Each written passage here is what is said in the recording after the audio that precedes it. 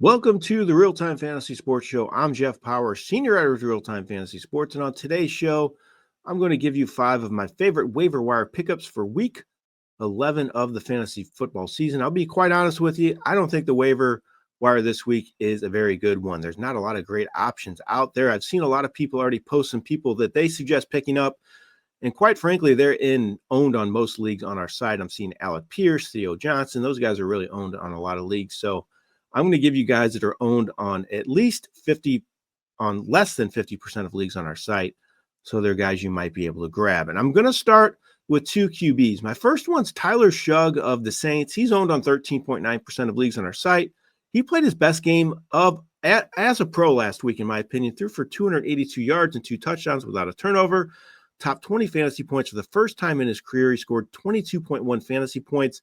He is on a bye this week, so you're not going to be able to use him. But if you want to get another QB, if you're in a 2 QB league, or maybe you're looking for some spot starts the rest of the way, I think Shugg could be a guy that could help there. He's really showing a lot of growth in a short period of time, and he's starting to get a lot better in that Saints offense, and I'm encouraged by him.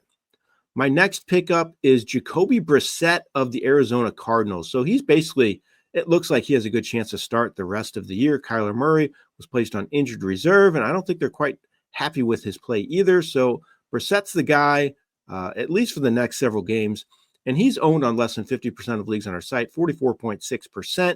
He has 23-plus fantasy points his last 4 games. He has been very consistent as a starter in this offense. He gets a ton of weekly volume to air it out. He's producing well with his opportunities. He has a great rapport with Trey McBride. He has multiple touchdowns, all 4 of his starts as well. The numbers don't lie. He's getting it done. He's getting 20-plus fantasy points on a weekly basis, and he's been really good as a starter for Arizona. So I don't mind him all as a pickup and a spot play the rest of the way. My next pickup is tight end Dalton Schultz of the Houston Texans.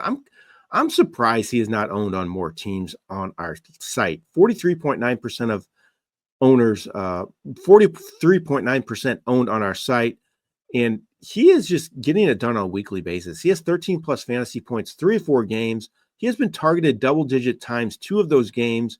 He's a dependable target in this offense. He has at least 5 receptions, 6 games this year.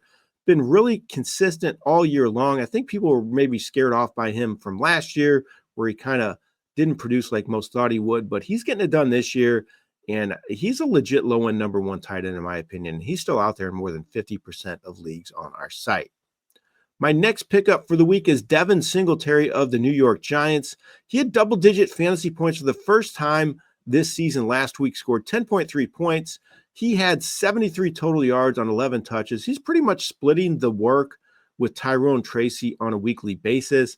I don't like this running game much, but he is getting a few more touches in the passing game, which is going to help his floor. He's not going to be a flashy play going forward, but he's going to get some weekly points and help you maybe as a flex play, or if you're in need of a number 2 back because of a bye or injury, Singletary could be worth plugging in, get you around 10 points for your team.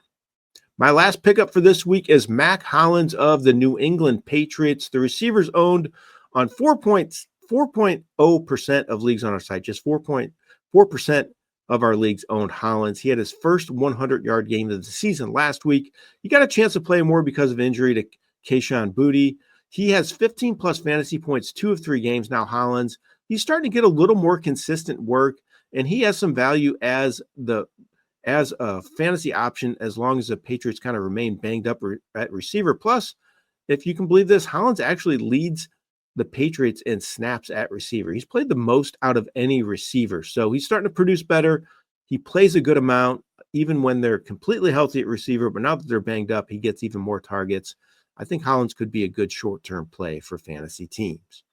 All right, those are my 5 of my favorite waiver wire pickups for week 11 of the fantasy football season. Good luck navigating those waiver wires this week. Hope you get everybody you're looking for. This has been Jeff Paur for RealTime Fantasy Sports.